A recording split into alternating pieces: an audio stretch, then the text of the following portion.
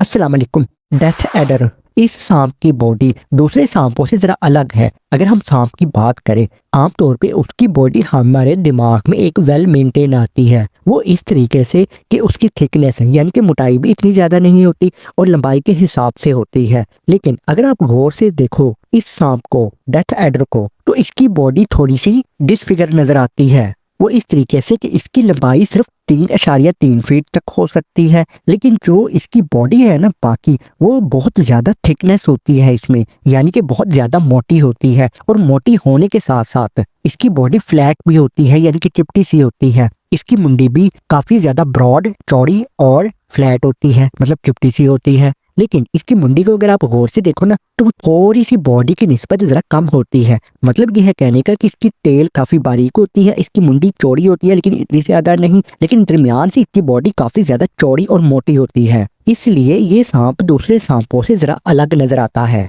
और यही इस सांप की खासियत भी है कि इसकी बॉडी काफी ज्यादा हमें देखने में डिसफिगर लगती है। और इसके रंग में हमें ऑरेंज कलर के बैंड भी मिल सकते हैं, ब्राउन कलर भी मिल सकता है, ग्रे कलर भी मिल सकता है या ब्लैक भी हो सकता है। लेकिन जो इसकी बेली होती है, मतलब इसके जो नीचे वाला हिस्सा होता है, वो हमें हल्का सा क्रीमी कलर का या पिंक सा नजर आएगा। इस तरीके से इसकी बॉडी का रंग होता है। आमतौर पे आप यूँ समझ लो कि मैला मैला सा इसका रंग होता है। अब जैसा कि ये हमें देखने में सांप काफी ज्यादा थिक मोटा लगता है, तो इसका जो वजन होता है ना, वो 1.40 kg तक हो सकता है या इससे कम हो सकता है। लेकिन जो फीमेल डेथ एडर स्नेक होगी ना, वो इससे थोड़ी सी बड़ी होगी साइज में। इसका एवरेज लाइफ स्पैन 9 साल तक का हो सकता है। और अब हम इसका जहरीलापन भी जान लेते हैं। तो जी हाँ, ये स्नेक वेनमस स्नेक है, मतलब ये जहरीला है। इसमें न्यूरोटॉक्सिन पाया जाता है। ये एक ऐसा जहर होता है कि अगर इंसान को काट ले तो पैरालाइज हो जाएगा या रेस्पिरेटरी सिस्टम जो है डिसऑर्डर हो जाएगा, मतलब सांस लेने की जो सिस्टम है ना, वो खराब हो जाएगा।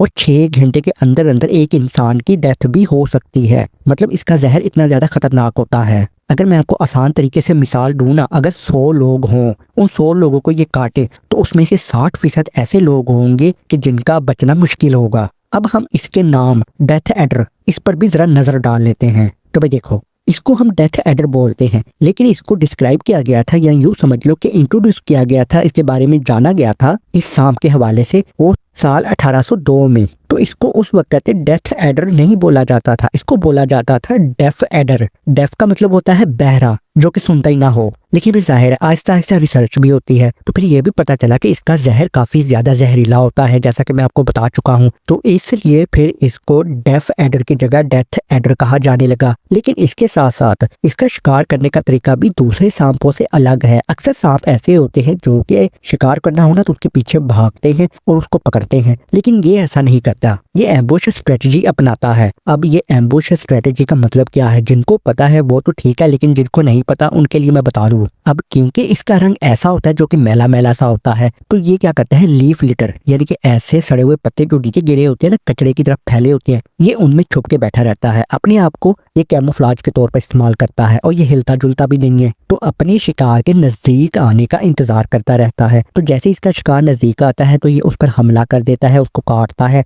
और फिर उसके मरने का इंतजार करता है और फिर उसको निगल लेता है या खाता है। तो इस तरीके से ये शिकार करता है, इसलिए भी इसको डेथ एडर कहा जाता है। और अगर शिकार की बात हो रही है तो यहाँ पर हम इसकी डाइट को भी जान लेते हैं। ये खाता है छिपकलियाँ वगैरह, छोटे मोटे परिंदे वगैरह या फिर मेंढक वगैरह ये खाता है। जियोग्राफिकल डिस्ट्रीब्यूशन की बात की जाए तो ये ऑस्ट्रेलिया का नेटिव है, यानी कि ऑस्ट्रेलिया का रहायशी है। ये साउथ और वेस्ट ऑस्ट्रेलिया की तरफ पाया जाता है। तो ये कैसी जगहों में रहता है, ये रहता है वुडलैंड में, ग्रासलैंड्स में, यानी कि जहाँ पे घास फूस हो, या फिर ये हीथलैंड्स में पाया जाता है। हीथलैंड्स का मतलब ये होता है श्रबलैंड्स, जहाँ पर झाड़ियाँ वगैरह हो, या इसके अलावा ये वेट स्क्लेरोफिल फॉरेस्ट में पाया जाता है। अब ये कैसे जंगलात होते हैं वेट स्क्लेरोफिल फॉरेस्ट, ये ऐसे जंगलात होते हैं जहाँ पर काफी ज्यादा लंबे लंबे दरख्त होते हैं, जैसा कि यूकलिप्टस ट्री। तो ऐसे जंगलात जहाँ पर काफी ज्यादा लंबे दरख्त पाए जाते हों, ये वहां पर भी रहता है। और आमतौर पर इन दरख्तों की जो लंबाई होती है ना, ये 30 मीटर तक हो सकती है। इसका मिजाज इतना ज्यादा अग्रेसिव नहीं होता, मतलब ये ज्यादातर गुस्से में नहीं रहता। जब इसे शिकार करना हो तब ही अपनी स्ट्रेटजी अपनाता है। और इसके साथ साथ ये सॉलिटरी रहना पसंद करता है, अकेला रहना पसंद करता है। ये नॉकटर्नल और डायूरेनल भी हो सकता है, मतलब जब चाहे ये शिकार कर सकता है, दिन को या रात को। नॉकटर्नल का मतलब होता है रात को एक्टिव होना और डायूरेनल का मतलब होता है दिन के वक्त एक्टिव होना और रात को रेस्ट करना।